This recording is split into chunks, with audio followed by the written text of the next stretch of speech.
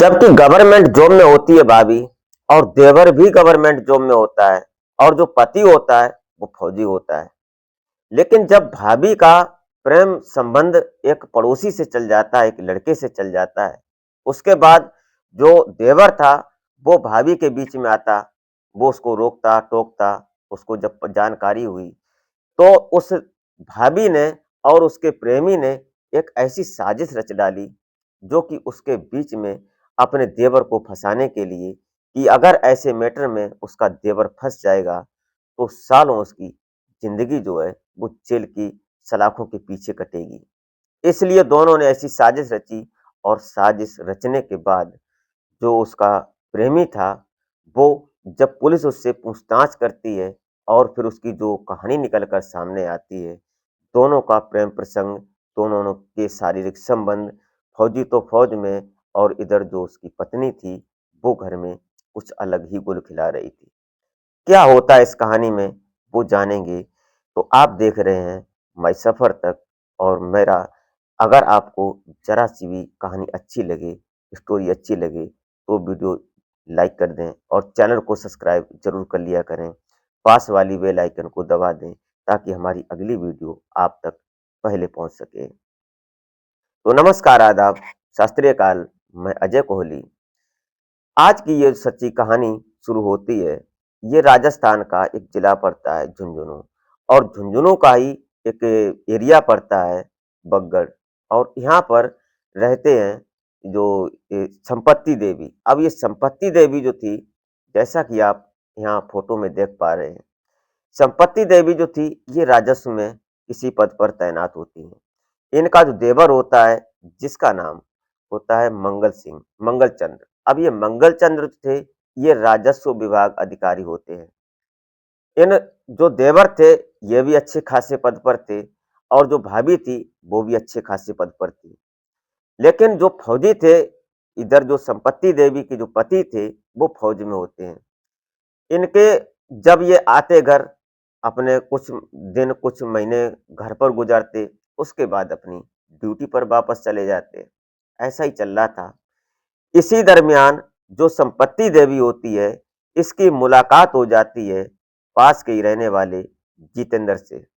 अब जितेंद्र राणा ये जो होता है, इससे इसकी प्रेम संबंध शुरू हो जाता है। कहानी आगे बढ़ने लगती है। ब्लॉक में अक्सर दोनों एक दूसरे से मिल लिया करते, और ब्लॉक के माध्यम से दोनों की मुलाकात शुरू हो जाती है। दोनों बातचीत करने लगते हैं। लेकिन कहीं न कहीं जब धीरे-धीरे ये सिलसिला जब आगे बढ़ता है, तो जो ये मंगल चंद्र होते हैं, इनको इस बात का पता लग जाता है। वो कई बार रोकने की कोशिश करते हैं अपनी भाभी को कि ऐसा मत करो, लेकिन जो संपत्ति देवी और जितेंद्र दोनों के जो नाजायज संबंध थे, उनको रोकने की बात तो छोड़ो, कम होने की भी कोई गुंजाइश नहीं थी। संपत्ति देवी जो थी, वो अपने पति से संतुष्ट नहीं थी, क्योंकि उसको तो शारीरिक ज़रूरत थी, और वो तो फ़ौज में होते, वो अपनी ड्यूटी पर होते।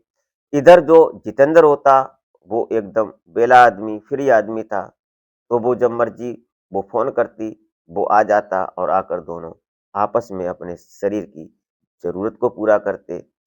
यही सब चलने लगता है। धीरे-धीरे चलते-चलते जो ये मंगल चंद्र होते हैं, इनको जब कानो-कान खबर लगती, तो इन्होंने अपनी भाभी को कई बार समझाया, रोका भी कि देखो ऐसा मत करो। समाज में हमारी क्या वैल्यू है, क्या इमेजिंग है, और तुम उस पर दाग लगा रही हो। लेकिन ये बात संपत्ति देवी को कतई हजम नहीं होती। अब जब हजम नहीं होती, तो फिर कहीं न कहीं जो संपत्ति देवी थी और जितेंद्र दोनों प्लान बनाने लगते हैं। और प्लान इतना भयावह होता है, जो कि जिन लोगों ने सुना और जो वहाँ की पुलिस थी, उसने अगर जरा सी भी सतर्कता नहीं बरती होती, तो शायद ये गुनाह नहीं खुल पाता। इसमें कहानी में बनता है कि जो जितेंद्र होता है और जो ये संपत्ति देवी, इन दोनों ने मिलकर एक साजिश ऐसी रची कि अपने देवर को, मंगल चंद्र को फंसाते हैं कानून के चक्कर में, और ये तो जेल में चला जाएगा, फौजी फौज में रहेगा, और हम दोनों लोग मस्ती करेंगे, मौज करेंगे। इन्होंने प्लान के मुताबिक जो नाम नहीं लेना चाहिए, एक काला और गाढ़ा पदार्थ होता है, उसको इन्होंने कहीं से मंगवाया और मंगवाने के बाद तारीख 6 जून 2025 को, वो सॉरी 6 सितंबर 2025 को इन लोगों ने प्लान बनाया और प्लान के मुताबिक जो संपत्ति देवी थी, ये बोलती है कि मुझे डॉक्टर के पास जाना है और मंगल चंद्र थे, इनका एक साला होता है, साले से ये बोलते साला जो था वो कुछ उसकी तबीयत खराब थी, तो वो भी किसी डॉक्टर के पास जाना था, किसी इनको बीमारी थी, तो ये आस्था हॉस्पिटल में जाने थे इनको। तो जो साला था, साला इनकी अल्टो कार होती है, अल्टो कार में बैठकर उस हॉस्पिटल में जाना था। तो मंडवा मोड़ पर जो इधर भाभी थी इसकी, संपत्ति देवी, ये भी इसके साथ जाती है कि ये भैया तो जा ही रहा है, इसी के साथ मुझे भी दिखवा लेना, हमारी भी तबीयत कुछ गड़बड़ है। और प्लान के मुताबिक इन लोगों ने वो डिबिया थी, डिबिया को इन्होंने टेप लगाकर ऊपर से कागज का एक डिब्बा बनाया और अंदर प्लास्टिक की डिबिया में वो जो काला पदार्थ था, वो पैक कर दिया और पैक करने के बाद संपत्ति देवी पीछे वाली सीट पर बैठती है और जो उसका साला होता है, मंगल चंद्र का, वो ड्राइव कर रहे थे और साला जो था वो दूसरी सीट पर बैठा होता है फ्रंट पर। ये गाड़ी आगे चलने लगती है। मंडवा मोड़ पड़ता है ये आस्था नगर, ये हॉस्पिटल में, झुंझुनू में। तो वहाँ जब ये पहुँचते हैं, वहाँ जाने के बाद एक मुखबिर वहाँ के थाने में सीधा फ़ोन कर कर बताता है कि गाड़ी के अंदर एक गाड़ी खड़ी है आस्था हॉस्पिटल पर और वहाँ पर एक जो अल्टो कार है, उसके अंदर जो अफ़ीम है। ये बात सुनकर पुलिस एकदम भौचक्की हो जाती है, दंग हो जाती है। पुलिस की एक टीम बनती है और तुरंत वहाँ हॉस्पिटल पहुँचती है और हॉस्पिटल पहुँचने के बाद जो अल्टो कार बताई गई थी, उस अल्टो कार में जो लोग थे, वो तो फिलहाल हॉस्पिटल में पहुँच जाने वाले थे। गाड़ी को छाप लिया जाता है, उसको चला रहे थे ये मंगल चंद्र, इनको पुलिस पकड़ती है, इनसे पूछताछ करती है, उन्हीं के साथ इनका साला भी होता है और भाभी भी होती है संपत्ति देवी। अब इनसे पूछा जाता है कि तुम्हारे पास तुम्हारी गाड़ी के अंदर कुछ संदिग्ध नशीला पदार्थ है, तो बोलता है कि ऐसा तो कुछ नहीं है।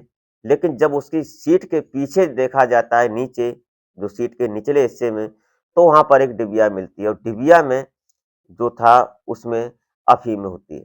अब उसको खोला जाता है, पुलिस इन लोगों को थाने लाती है और थाने लाने के बाद जब इससे पूछताछ की जाती है, तो उस जो डिबिया थी उसका वज़न किया जाता है तो निकलता है 282 ग्राम, 282.8 ग्राम उस डिबिया सहित जो उसमें जो पदार्थ था वो निकलता है। पुलिस ने ये सब पूछा और जो मंगल चंद्र होते हैं वो साफ बताते हैं मुझे इसके बारे में कुछ मालूम नहीं, मैंने ऐसा कुछ नहीं किया, मैं यहाँ गुड़ाना में कार्यरत हूँ, मेरी वहाँ ड्यूटी है, मैं ऐसा क्यों कर सकता हूँ, क्यों करूँगा मैं ऐसा? हमारे पास पैसे की तो कोई समस्या है नहीं। अब पुलिस को कहीं न कहीं शक होने लगता है, तो जो मुखबिर ने सूचना दी थी पुलिस को, उससे रिटर्न फ़ोन किया जाता है जितेंद्र से, तो वो फ़ोन जितेंद्र का होता है, जितेंद्र को बुलाया जाता है। जब जितेंद्र से पूछा जाता है थाने के अंदर कि तुमको ये बात कैसे पता चली कि जो गाड़ी है इसके अंदर ये चीज़ है?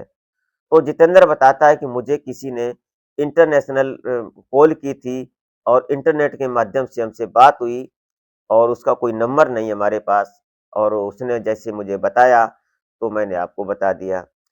तो पुलिस ने जो टीम थी वहाँ उन लोगों ने कहा कि ऐसा करो तुम उस कॉल को मुझे दिखाओ, किस ऐप से, व्हाट्सएप से हुई या कैसे बात हुई वो मुझे दिखाओ। अब वो डर जाता है जितेंद्र। अब जितेंद्र से जब पूछा जाता है, तो किसी बात का सटीक जवाब नहीं दे पाता है। जब जवाब नहीं मिलता तो पुलिस समझ जाती है कुछ दाल में काला है। और अब इधर जो मंगल चंद्र होते हैं उनसे तो पूछताछ बंद हो जाती है। अब सीधा पूछताछ होती है जितेंद्र से। अब जितेंद्र जो था वो टूट जाता है। टूट जाता है फिर वो सारी कहानी जो थी मैंने आपको बताई पहले, वो सारी कहानी बयां कर देता है। बताता है कि फौजी की पत्नी ये जो संपत्ति देवी है, इससे हमारा प्रेम संबंध है। मैं इससे मिलता हूँ और जो ये मंगलचंद्र है, ये बीच में रोड़ा बनते हैं। इसलिए इनको कानून में फंसाने के चक्कर में हम लोगों ने ये साजिश रची। तो जो मंगलचंद्र थे, वो तो बाइज्जत बच जाते हैं।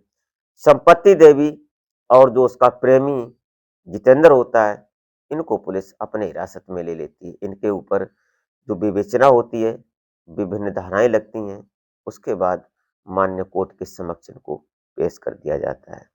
दोस्तों, ये कहानी सुनने के बाद आप क्या सोचते हैं, अपनी राय कमेंट में तो ज़रूर लिखें और अपना और अपने शहर का नाम भी लिख दिया करें, ताकि हम नेक्स्ट वीडियो में हम आपके नाम से आपको सम्मानित कर सकें।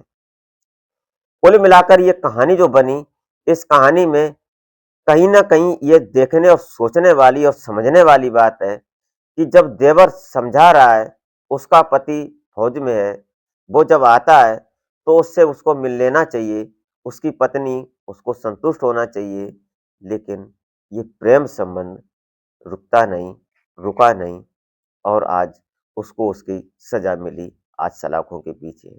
अपनी राय दोस्तों कमेंट में ज़रूर लिखें। इसी के साथ आप अपना और अपने परिवार का बेहतर तरीके से ख्याल रखें। मिलते हैं फिर नेक्स्ट वीडियो में, तब तक के लिए जय हिंद।